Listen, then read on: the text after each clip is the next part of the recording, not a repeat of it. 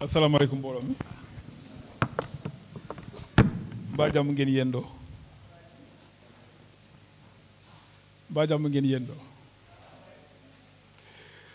Bonsoir chers frères et sœurs en Christ. J'espère que nous avons passé une bonne journée et que le week-end commence bien.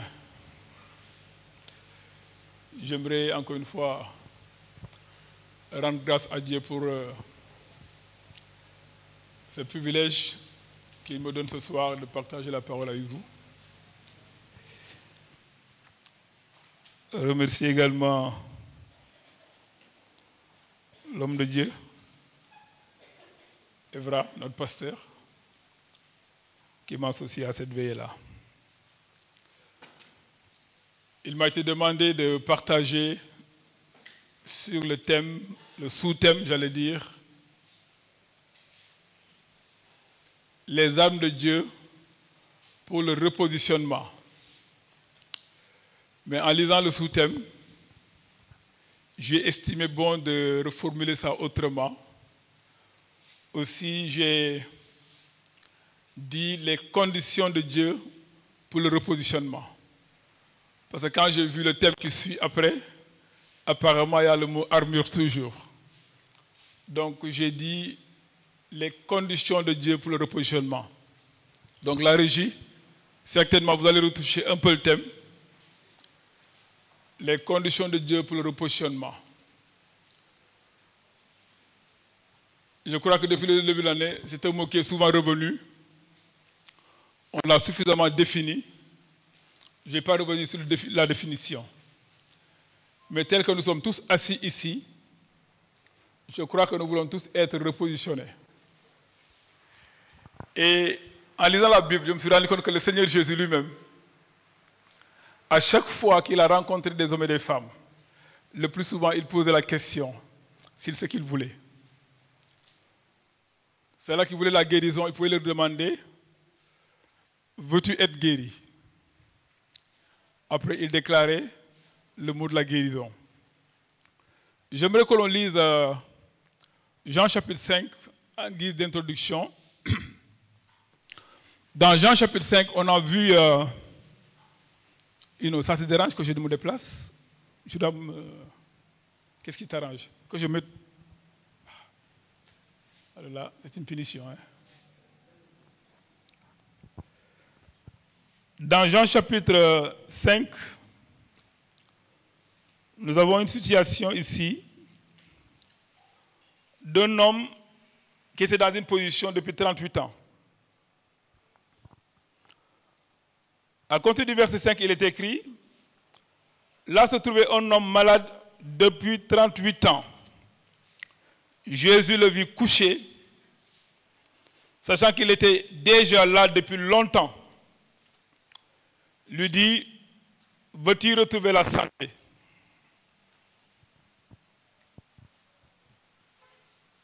Depuis 38 ans, cet homme-là était là.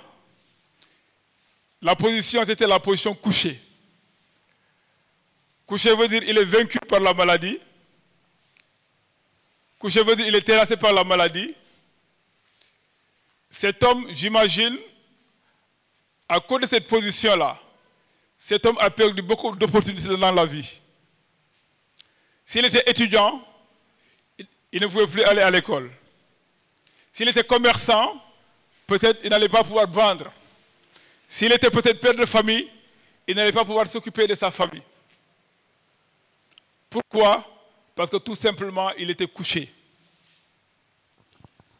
Pendant 38 ans, apparemment, rien ne marchait pour lui. Je vois que même il était là avant la naissance de Jésus. Puisque Jésus a commencé son ministère à 30 ans. Donc il est tombé malade presque 8 ans avant que Jésus ne vienne au monde. Ça a duré, n'est-ce pas? Et Jésus est venu le voir, il a demandé, pasteur, bonsoir, je ne voulais même pas saluer. Pardonne-moi. Veux-tu retrouver la santé? Ce n'est peut-être pas forcément ton cas.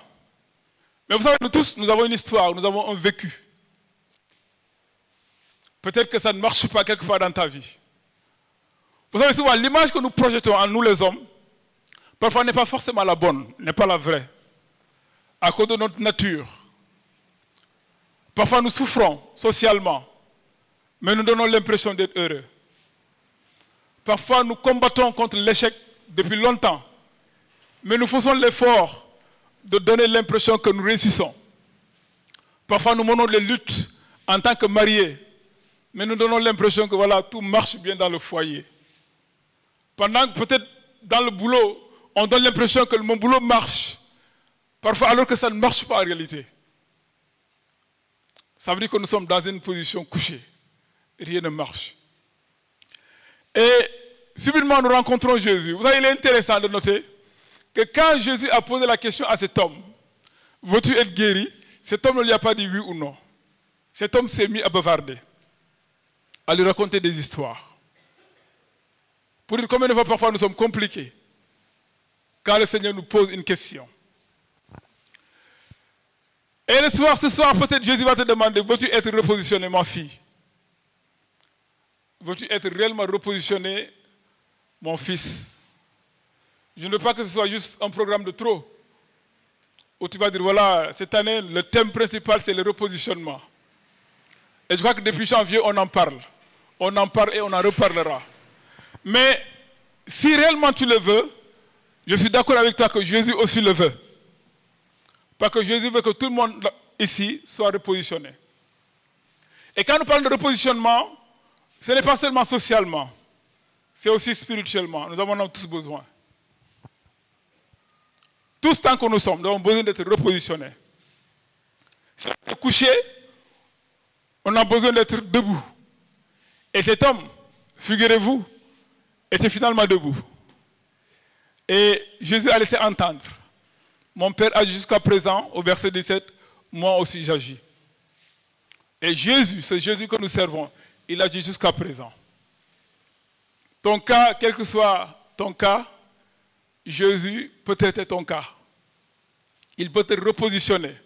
Il peut te remettre sur orbite pour que tu sois vraiment la femme qu'il aimerait que tu sois ou bien l'homme qu'il aimerait que tu sois dans le futur. Mais pour en arriver là, je crois qu'il y a des conditions. Vous savez, l'initiative de Dieu dans ta vie va toujours exiger ta participation. L'initiative de Dieu dans ta vie, en tant que jeune fille, en tant que future grande dame dans le Seigneur, ou l'initiative de Dieu dans ta vie en tant que jeune gens, qui sera peut-être un grand homme dans ta vie, va toujours exiger ta participation. C'est-à-dire qu'il y a toujours des conditions à remplir pour arriver là où Dieu aimerait que tu arrives. La position que Dieu te destine, sur le plan spirituel, la position que Dieu te destine, sur le plan professionnel, sur le plan, n'est-ce pas, du mariage, pour toi qui aspires un jour à te marier, va toujours, je dis bien toujours, exiger ta participation. Et il y aura toujours des conditions que tu dois remplir pour en arriver là. Ça ne se passera pas par hasard. Il faut que toi-même tu participes. Dieu le veut, oui, mais toi aussi, tu dois le vouloir et te décider à marcher comme Dieu veut que tu marches. Si Dieu te destine à un destin continental, il faut que toi-même tu le veuilles. Si tu te destines à un destin national, il faut que toi tu le veuilles. Mais si toi tu veux te réduire à un destin familial, où tu vas régler que les problèmes de famille, alors que Dieu te destine à de grandes choses, là ça ne marche pas. Donc si nous parlons de repositionnement, Dieu le veut, mais il faut que toi aussi tu le veuilles. Et Jésus lui a posé la question, veux-tu retrouver la santé? Et il est heureux de voir que Jésus lui a redonné la santé. Et ce soir, j'aimerais juste que l'on revoie quelques conditions. Je crois qu'on m'a donné 45 minutes. Je n'ai pas trop abusé de ces 45 minutes-là. Je voudrais que l'on revoie Hébreux chapitre 11. Vous savez, ce verset-là a été lu plusieurs fois. Je crois qu'on va se répéter puisque depuis la semaine de la jeunesse, vraiment, on a vécu des temps merveilleux. On a reçu des enseignements de qualité. Et ce sont des versets qui sont souvent revenus pour nous interpeller. Et or, sans la foi, il est impossible de lui être agréable. Car celui qui s'approche de Dieu, d'abord doit croire qu'il existe et qu'il est le rémunérateur de ceux qui le cherchent. Et il nous a toujours été défini la foi, cette ferme assurance des choses que nous espérons. C'est attendre d'une délivrance que tu espères en Dieu. Et une démonstration de ce que tu ne vois pas. Qui doit démontrer? C'est toi qui dois démontrer ça. Que voilà la position à laquelle j'aspire. Et je marche en fonction de ça. Je vis en fonction de ça. Tu as ta part à jouer. Cette foi t'a été communiquée quand tu as entendu la parole de Dieu. Dieu a fait sa part. Mais c'est toi qui dois démontrer ça par ta manière de vivre. Et marcher en direction de ce que Dieu te destine. Il dit que celui qui s'approche de Dieu, il doit croire, il doit d'abord faire quoi? Croire qu'il existe. Et il est le rémunérateur de ceux qui le cherchent. Cette rémunération-là n'est rien d'autre que la position que Dieu veut te donner. Mais encore faudra-t-il que tu le cherches. Et c'est là le plus souvent où nous manquons de constance. Chercher Dieu.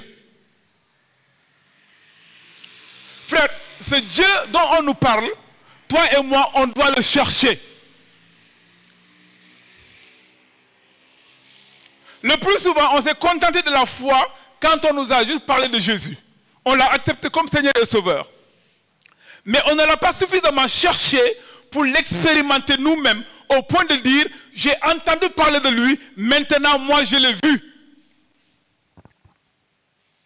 Moi j'ai été toujours émerveillé de voir dans l'Ancien Testament, on dit qu'il apparut à Abraham, il apparut à Isaac, il apparut à Jacob. Je dis, mais est-ce que moi, Thomas, je dois continuer à vivre comme ça, me contenter de venir à l'église, écouter les messages, sans expérimenter Dieu dans sa vraie dimension? Au point que si un jour on me parle de lui, je dirais que non, ce n'est pas que je l'ai entendu à l'église, ce n'est pas que quelqu'un me l'a dit, mais moi-même je l'ai expérimenté. Et c'est important, Dieu veut que toi et moi on en arrive là. Le chercher véritablement. Et nous cherchons Dieu dans sa parole.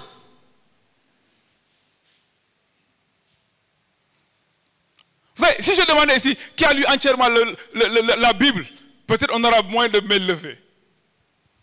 Qui a lu entièrement le Nouveau Testament, peut-être il y en a qui vont, je ne sais pas moi. Cherchez réellement Dieu. Dans sa parole. Dieu s'est révélé dans sa parole. Mais également, Dieu s'est révélé à travers des noms. Quand nous lisons dans la parole, Dieu dit que je suis le Dieu puissant. On doit pouvoir, n'est-ce pas, dire, Seigneur, j'ai soif de voir ta puissance dans ma vie. Révèle-moi ta puissance. Et quand nous l'aurons expérimenté, on sera, ah tiens, donc c'est vrai, Abraham l'a expérimenté, mais moi aussi je l'ai expérimenté. Jéhovah juré, je dois pouvoir l'expérimenter. Et de manière personnelle. Il dit pour cela qu'il le cherche. Dieu se révèle également à travers le Seigneur, Jésus lui-même. Frère, est-ce que tu le cherches réellement? Toi qui aspires au repositionnement, est-ce que tu le cherches vraiment? J'ai lu récemment, je crois qu'aujourd'hui encore, j'ai relu ça, c'est dans Jean chapitre 1, on va lire ça. Dans Jean chapitre 1. Quand Jean-Baptiste a laissé entendre que voici l'agneau de Dieu en parlant de Jésus, à partir du verset 37, on nous dit que les deux disciples l'entendirent, entendirent ces paroles et suivirent Jésus. Jésus se retournant et vit qu'ils le suivaient, il leur dit, que cherchez-vous?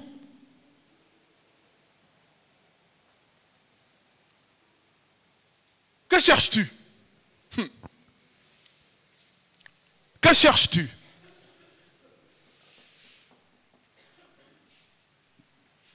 Que cherches-tu? Que cherches-tu à l'église? Que cherches-tu? Que cherches-tu à l'église? Ou bien, que cherches-tu dans la vie, d'une manière générale?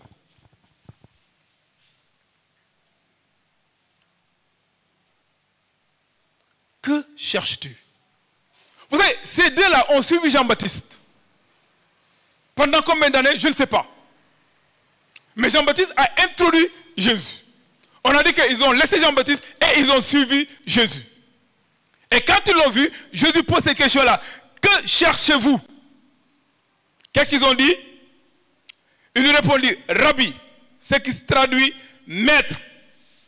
Où demeures-tu? Il leur dit, venez et vous verrez. Ils allèrent et virent où il demeurait. Ils demeurèrent auprès de lui ce jour-là. Selon vous, où est-ce que Jésus les a amenés? Je me suis posé la question. Puisque Jésus dit dans la parole de Dieu, le Fils de l'homme n'a pas où reposer la tête. Donc j'imagine qu'il n'avait pas de maison. Mais où est-ce qu'il les a amenés?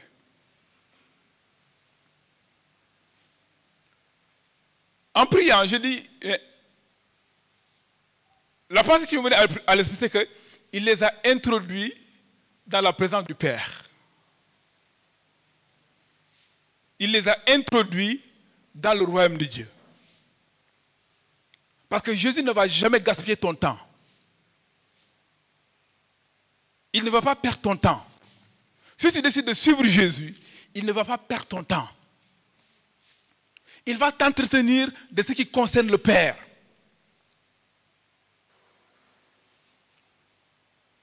Il va te révéler le cœur du Père. Il va te révéler à quoi le Père te destine. Que ta vie ne doit pas se résumer juste à vivre sur cette terre-là, à te marier, à faire des enfants, à avoir une belle voiture, puis un jour à être retranché de la terre des vivants.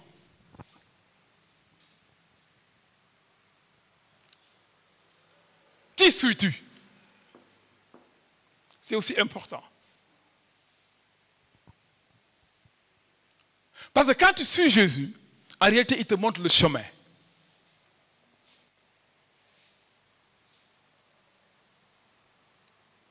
Parce que nous ne pouvons pas aller là où Dieu nous destine si réellement on ne suit pas Jésus. L'un des problèmes de notre génération, c'est que nous voulons être des croyants et non des disciples. Et vous savez que Jésus n'a pas un programme pour un croyant. C'est vrai, le croyant peut bénéficier des bienfaits de Dieu. Vous vous souvenez, dans Jean chapitre 2, on a dit qu'à la Pâque, quand il venait, il faisait beaucoup de miracles. Et on a dit qu'ils ont cru en Jésus. Mais étonnamment, si tu lis un peu plus tard, au verset 23 ou 25, on a dit que mais Jésus ne leur faisait pas confiance. Il ne se fiait pas à eux. Parce qu'il n'avait pas besoin qu'on lui rende témoignage d'un homme, parce qu'il connaissait lui-même ce qui était dans l'homme. Et moi, parfois, ça me dit, mais Seigneur, pourquoi dois-je croire en toi et qu'en retour, toi, tu ne me fais pas confiance? Et Jésus a besoin de ça dans ta vie. Pour que tu arrives là où il te destine. Ta marche avec lui, tu dois le chercher quotidiennement. On cherche Dieu également par la prière. Nous l'avons dit ici le dimanche dernier. Passer du temps avec Dieu. Dans le jeûne parfois. Que Dieu te révèle réellement ce qu'il attend de toi. C'est important.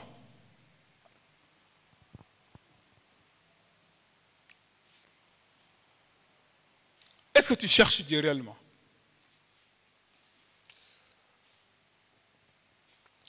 Dieu veut que tu le cherches. Dieu veut que tu l'expérimentes. Peut-être tu dois changer ta façon de prier. Seigneur, révèle-toi moi davantage. Dans Matthieu chapitre 11, le verset 27, Jésus a dit quelque chose. Toutes choses m'ont été donnés par mon Père. Ça veut dire que ta position dans l'avenir est entre les mains de Jésus. Ton mariage, jeune fille, est entre les mains de Jésus. Parce que Jésus connaît même ton mari. Ta future épouse, jeune gens, est entre les mains de Jésus. Ta carrière professionnelle est entre les mains de Jésus. Il a dit, tout m'a été remis par mon Père. Ça veut dire qu'il n'y a absolument rien que Dieu a retranché des mains de Jésus. Tout. D'où l'importance pour toi de tout faire pour chercher à le connaître davantage.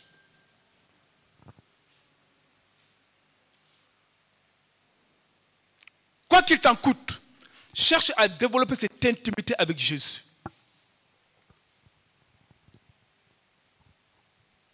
Cherche à le connaître davantage. Donc le premier point, la première condition de Dieu pour ton repositionnement, c'est de chercher à connaître qui est Dieu là, ce Dieu-là. Et à apprendre à marcher avec lui par la foi. Dans 2 Corinthiens 5, verset 7, il dit que nous ne marchons pas par la vue. Le plus souvent, nous marchons avec Dieu, mais parfois même nous doutons. Mais il dit que mon âge avance. Mais pourquoi ça ne se passe pas dans ma vie? J'ai atteint tel âge, mais je ne vois rien encore.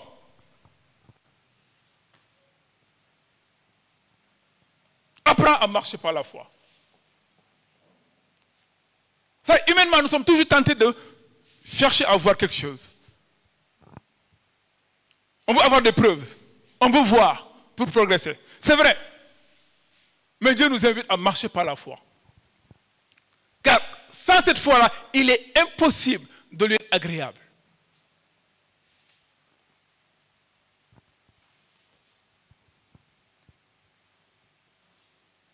Est-ce qu'on me suit?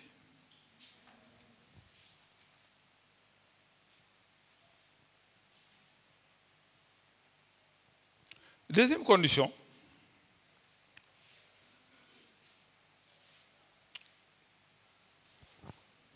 On va projeter Genèse 18,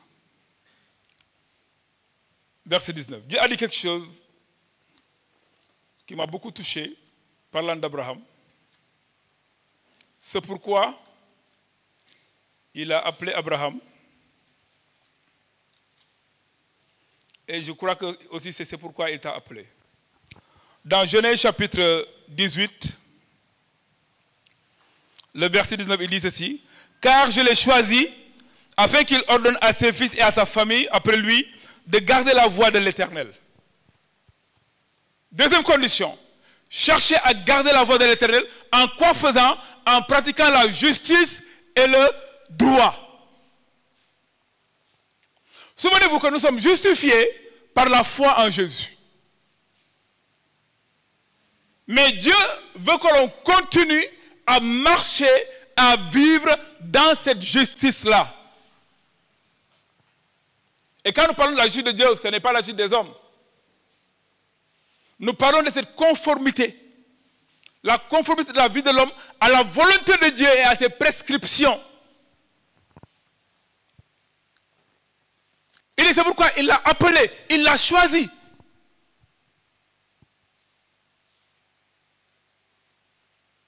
En pratiquant la justice et le droit.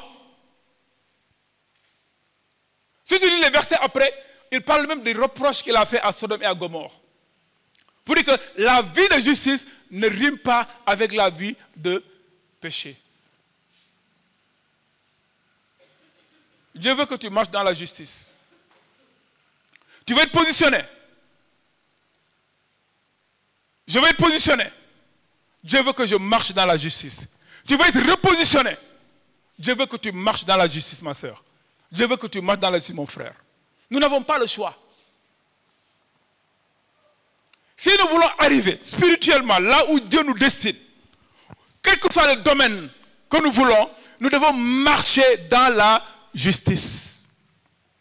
Nous assurer que notre vie est conforme à la vie que Dieu aimerait que l'on mène.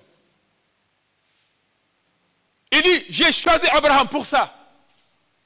Il va garder ma voie. Le chemin que j'ai tracé.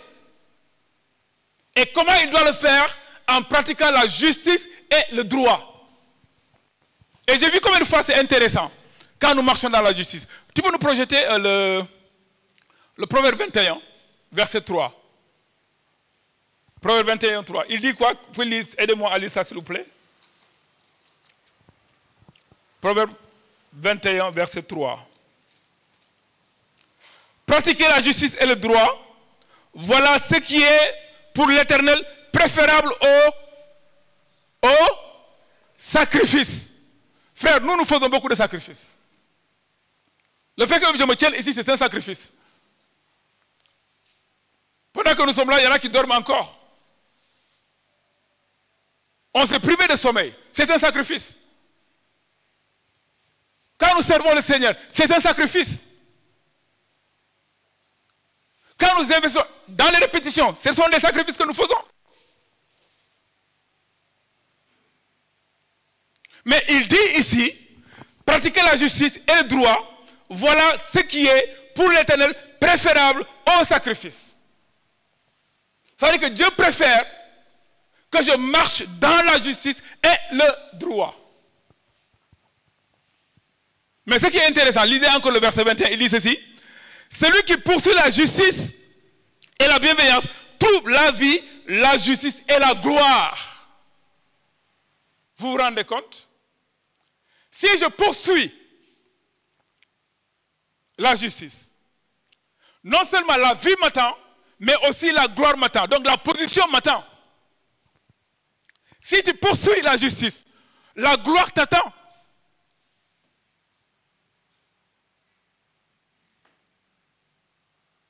En d'autres termes, le repositionnement t'attend. Et c'est ce que Dieu veut pour toi et pour moi.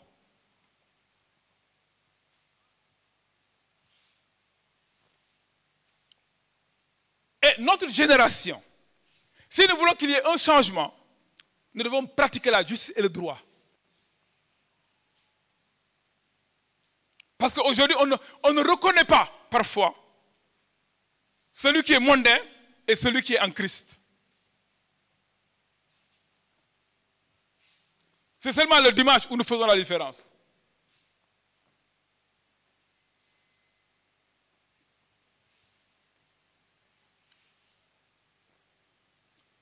Parce que humainement, nous aspirons tous à la gloire.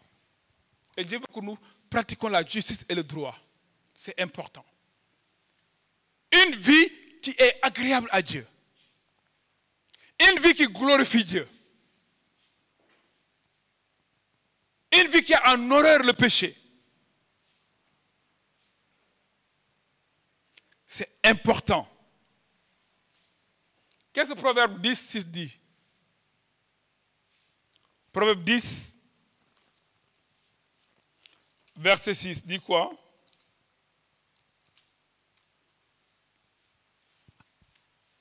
Il y a des bénédictions sur la tête du juste.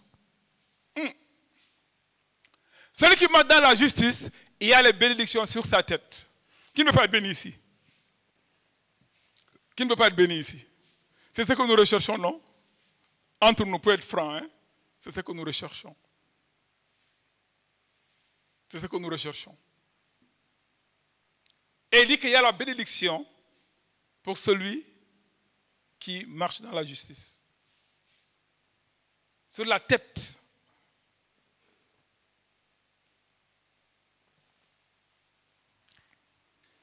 Pour gagner du temps, on va voir un peu Jésus, le cas de Jésus. Dans Hébreux 1, 9. Qu'est-ce qu'il dit de Jésus? Hébreux 1, 9. Tu peux nous montrer ça?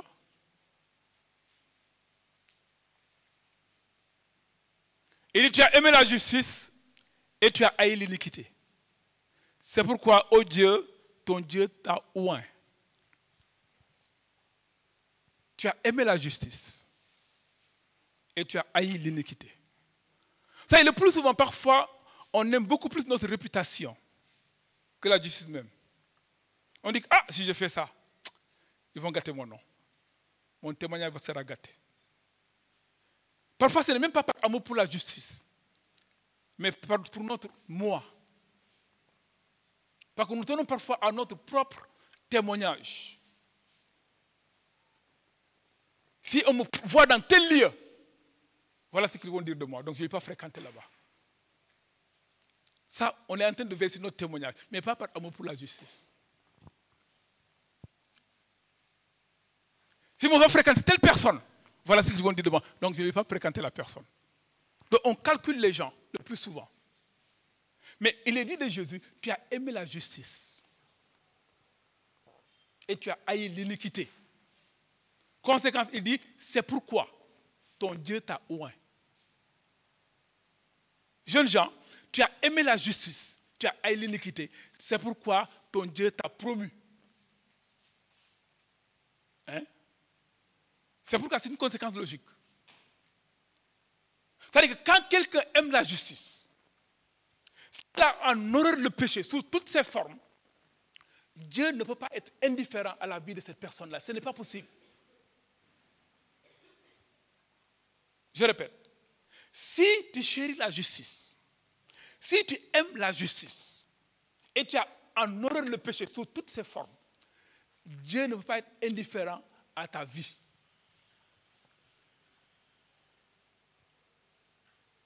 Il y a toujours une conséquence.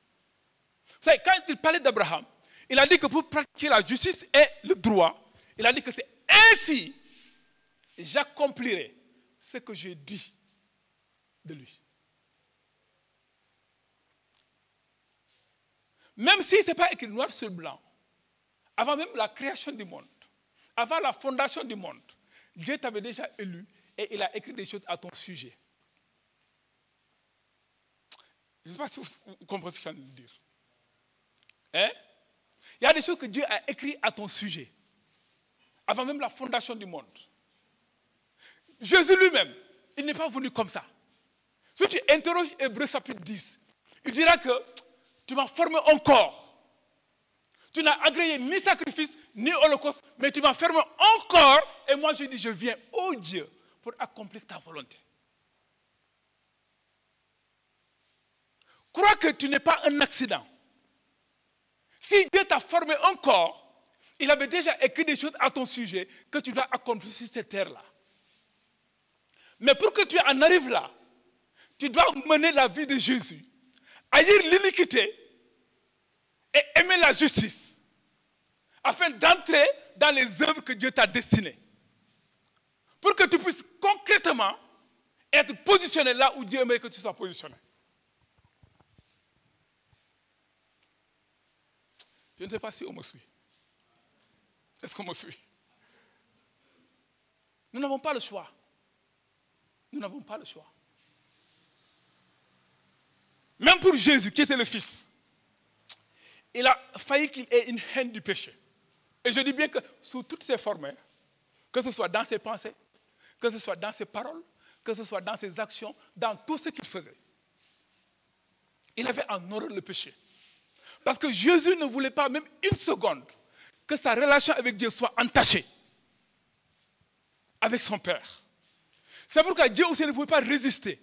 Vous allez voir dans la Bible que Dieu va parler du ciel. Il dit que celui-ci est mon fils en qui j'ai mis toute mon affection. Une fois même, il a parlé. Et les humains l'ont entendu. Dans Jean, je crois que chapitre 15 ou 12 comme ça.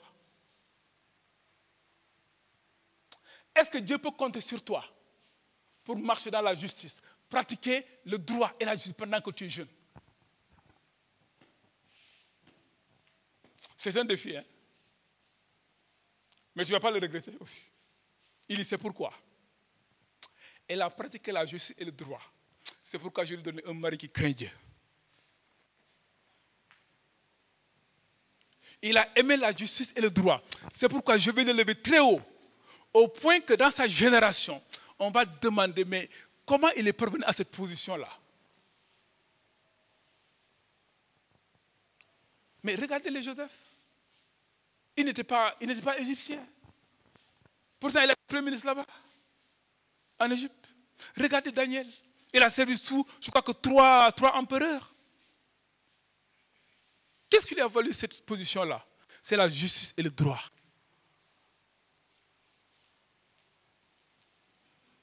Et Dieu l'attend de toi, il l'attend de moi aussi. Et c'est possible qu'on arrive à ça. Parce que notre capacité vient de lui. Est-ce qu'on me suit? Amen. Troisième condition, Proverbe 20, verset 6. Quelqu'un va lire ça? Lisez-moi ça si vous avez trouvé. Oui, je vais le lire. Beaucoup de gens proclament leur bonté à un homme fidèle qui le trouvera. C'est une question, hein? Vous savez, la parole de Dieu est une parole de prophétie.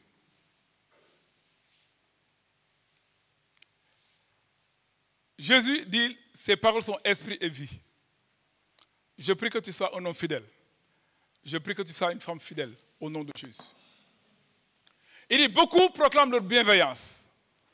La bienveillance, c'est, je peux dire, des devoirs réciproques résultant d'un lien d'alliance avec quelqu'un. C'est-à-dire que ma relation avec Dieu, il y a Dieu des devoirs. Même si j'ai des droits, mais aussi j'ai des devoirs. Ce que Dieu attend de moi, c'est que je marche dans la foi et dans l'obéissance. Comme il l'a dit à Abraham. Ainsi, lui, Dieu, il prend la charge d'accomplir ses promesses. Et nous sommes tous prêts à dire, moi je le peux. Moi je peux le faire. Mais Dieu dit, mais un homme fidèle, qui le trouvera? Fidèle à son poste. Fidèle dans sa relation avec Dieu. Dieu peut-il compter sur toi, jeune homme, dans ta génération? Tonton, est-ce que Dieu peut compter sur toi? Hein? Alléluia. C'est fort, hein?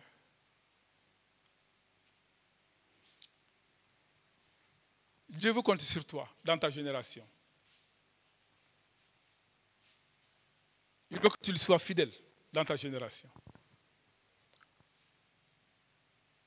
Même s'il y a des traîtres, que tu puisses dire, moi là, j'ai décidé de ne pas tourner le dos à Dieu.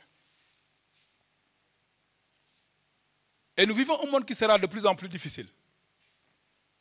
Si nous faisons une lecture des événements, c'est un monde où beaucoup vont renier la foi.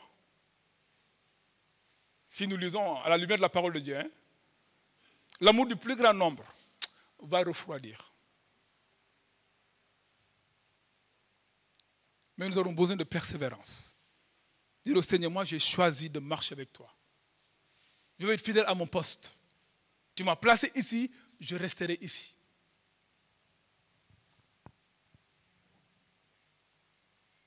Et vous allez voir que dans la Bible, souvent Jésus, le mot là revient souvent. Tu as été fidèle en peu de choses, on te confiera beaucoup. Ça dit que fidèle en peu de choses, c'est ta première position, n'est-ce pas? Hein? Il va te repositionner dans beaucoup. On a lu ça, n'est-ce pas? Hein? On peut lire ça dans Matthieu 25, avec les talents là. Hein? On peut lire ça dans Luc 16, où ce mot-là revient très souvent. Et c'est comme si Dieu chérissait la fidélité. Et Dieu l'attend de celui qui marche avec lui. Dans ce que tu as là, sois fidèle. Que ce soit dans l'œuvre de Dieu, que ce soit dans ta vie personnelle, sois fidèle. Dieu aime la fidélité. Sois fidèle en amitié. Sois fidèle en amitié. Sois fidèle dans tes relations avec tes frères. N'aie pas honte de ton frère. Même s'il est de conditions sociales moins que toi, n'aie pas honte de lui. Parce que Jésus n'a pas honte de nous.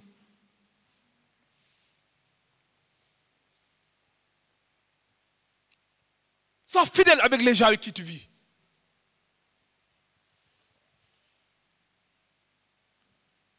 Ça, de plus en plus, nous vivons un monde où il y a beaucoup de traîtres. Les amitiés se brisent très facilement. Tu vois deux personnes marcher, un jour c'est l'un qui poignarde l'autre derrière lui. Sois fidèle. Sois fidèle à ton Dieu, mais également sois fidèle aux hommes et aux femmes que Dieu t'a donnés.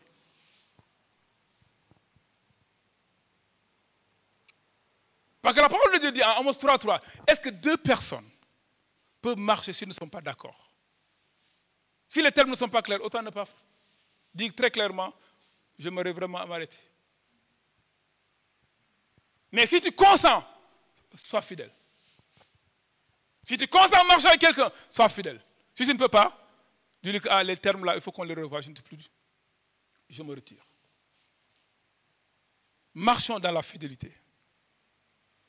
Et le dernier point que j'ai noté, c'est l'humilité. L'humilité. Dans le sermon sur la montagne, Jésus a fait cas de ça dans Matthieu chapitre 5. Tu peux nous projeter ça, s'il te plaît? Matthieu chapitre 5, verset 3. Nous parlons toujours des conditions du repositionnement. Et voilà ce qu'il dit ici. Il dit, heureux les pauvres en esprit, car le royaume des cieux est à eux. Donc, heureux les humbles, hein? Bénis soient les humbles, car le royaume de Dieu est à eux. Il dit que l'humilité te donne accès aux ressources du ciel. Vous savez, quand nous parlons de positionnement, nous aspirons à la bénédiction spirituelle, matérielle et dans d'autres domaines, bien entendu. Mais il dit que l'humilité nous donne accès aux ressources du ciel. Je ne vais pas définir l'humilité. Il faudra peut-être demander à Olympe de le faire pour vous. Parce qu'il a prêché un message très puissant sur l'humilité ici une fois.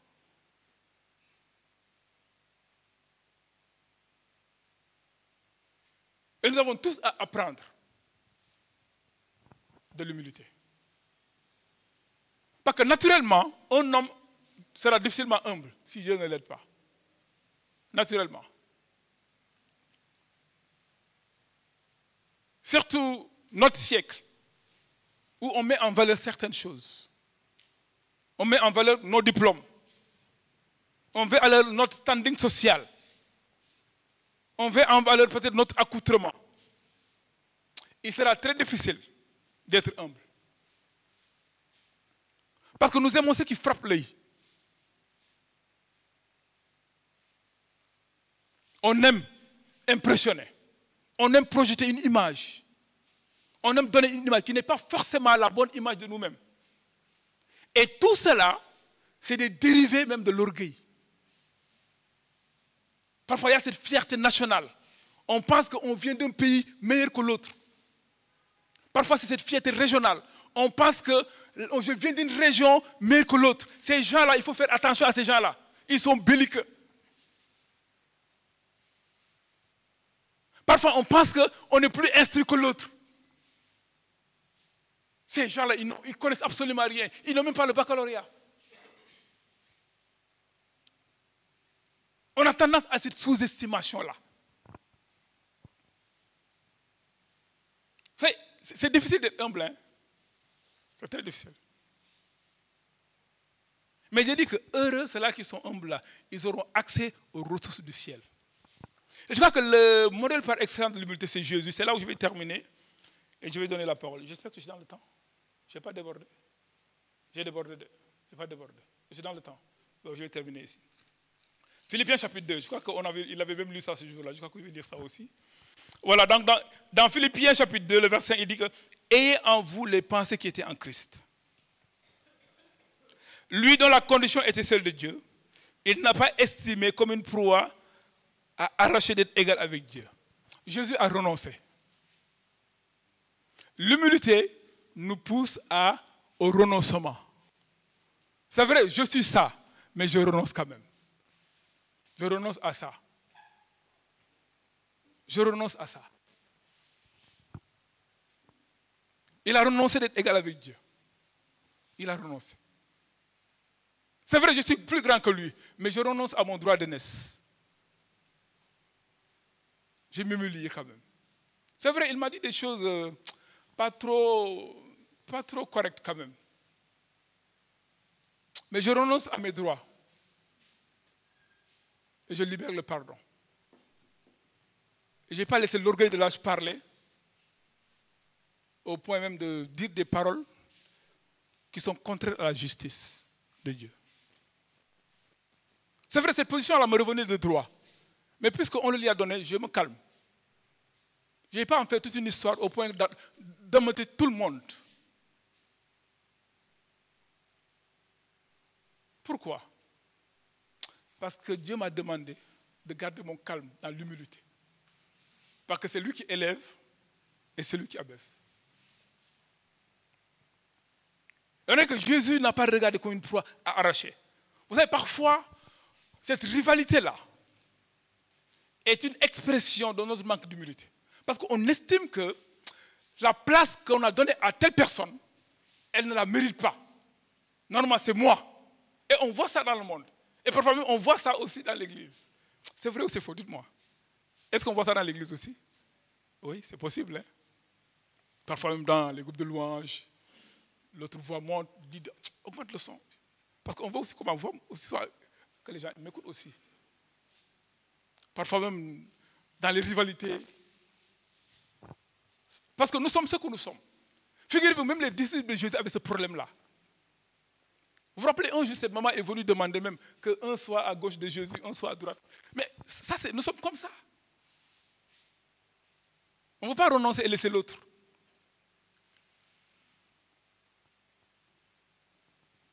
Frères, nous sommes des citoyens du ciel. Et les principes qui régissent ce royaume-là, le premier principe, semble-t-il, ici, c'est l'humilité. Ça te donne accès aux ressources du ciel. J'aimerais vraiment être humble. Mais j'avoue que c'est difficile. C'est très difficile. Très, très difficile. Et Jésus l'a fait. C'est notre modèle par excellence. Nous n'avons pas d'autre choix que de suivre, n'est-ce pas, son exemple. On a dit qu'il s'est dépouillé lui-même en prenant la condition d'esclave et en devenant semblable aux hommes. Après s'être trouvé dans la situation d'un homme, il s'est humilié lui-même en devenant obéissant jusqu'à la mort et la mort sur une croix. C'est une mort très humiliante. Descend. Non seulement il a renoncé à sa position de Dieu, il est descendu. Il est venu encore à notre niveau. Il est encore descendu. Et encore, il est encore redescendu. Il s'est fait petit pour mourir comme un bandit de grand chemin. Vous vous rendez compte? J'aimerais que vous essayez de crayonner ça dans votre esprit. Quelqu'un qui avait toute la gloire, qui était au ciel, qui pouvait renoncer, qui pouvait être Dieu lui-même. Quand Dieu a vu le besoin de sauver l'humanité, il a dit, Père, je vais m'en aller. Père lui a dit, mais est-ce que tu mesures à sa juste valeur les souffrances que tu vas endurer? Il a dit oui. Les pharisiens vont te manquer du respect. Il a dit oui. Les Romains vont te manquer du respect. Il a dit oui. Même dans ta famille, les Jacques, les Georges vont te persécuter. Il a dit oui. Pourquoi? Par amour pour ces hommes et ces femmes que nous sommes aujourd'hui. Je vais y aller. Mais sais-tu que les Romains sont aussi cruels que ça, au point qu'ils vont te clouer sur une croix? Il a dit oui, je vais m'en aller. Mais quelle leçon d'humilité pour toi et pour moi. Et si nous lisons la suite, on nous a dit que c'est pourquoi le mot là est encore revenu. Dieu l'a souverainement élevé. Il a donné le nom qui est au-dessus de tout nom. Afin qu'au nom de Jésus, tout genou. Mais figurez-vous, ce que l'humilité peut donner comme bénéfice, pour nous qui aspirons au repositionnement, nous avons tout intérêt à prendre l'humilité. Et demander à Dieu de nous aider à être humbles. Et je crois que Dieu veut le faire. C'est important. Dieu veut t'aider, Dieu veut m'aider. C'est pourquoi nous sommes là. Et on me dit que mon temps est fini. Que Dieu soit béni, que sa parole soit bénie dans nos cœurs. Amen.